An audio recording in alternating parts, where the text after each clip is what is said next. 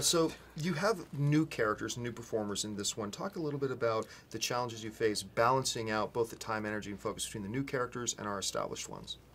Well, with the new characters, there's fun to be had in the sense of you're creating kind of from the ground up. Obviously, you have the comic book reference, but they haven't been playing it for 3 movies, and so figuring out the look and figuring out the mannerisms and I mean, literally choreographing the movement and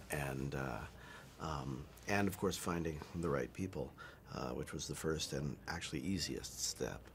You know, I only ever wanted Aaron to play Quicksilver, and I sat down with Lizzie once and only ever wanted her to play everything else. So, and they've both been working for a while. They're both, there's a nervousness from the new guys that keeps their energy kind of percolating, which is kind of great. At the same time, they were both right in the pocket from the moment they stepped on the screen. So for me, it's just a question of tweaking, and it's not that different from directing the other guys. What was it that made Ultron the right foil for the Avengers this time around, and then what made James Spader the right guy to breathe life into Ultron? Ultron's been a classic Avengers nemesis for decades, and I happen to particularly like robot stories.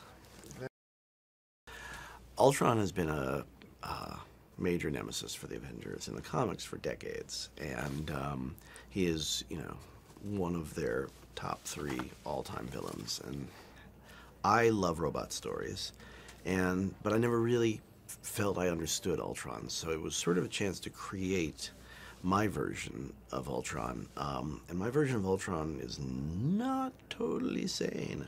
Why is he angry all the time? Because there's something bothering him, and I wanted somebody who could be, an 8-foot robot. One of the other great things about him is physically he's a match for the Avengers, and then he can create more matches for the Avengers. But as a person, I wanted somebody who could have all the gravitas and then also go to a very comedic, very sort of left of center place. And James is exactly that guy. I've seen him do both so well. I just, as soon as I mentioned him to Marvel, we never had another conversation again. It was just like, no, there's only one person for this.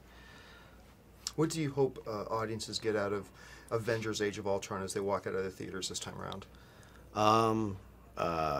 For everybody, I want them to have a wonderful time, but, I hope that they have a deeper understanding of the characters. I hope that they emotionally connect to them in a way that they never did before. And I hope they have a lot of questions. I want people to walk out having conversations about the meaning and about the characters and what's next and why did they do that and what's the relationship there. And, I want,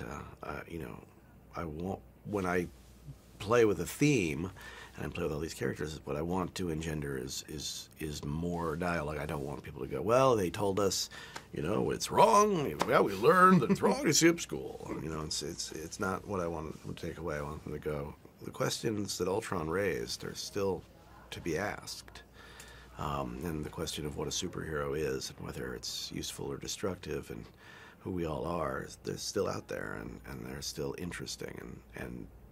But I also had a really good time.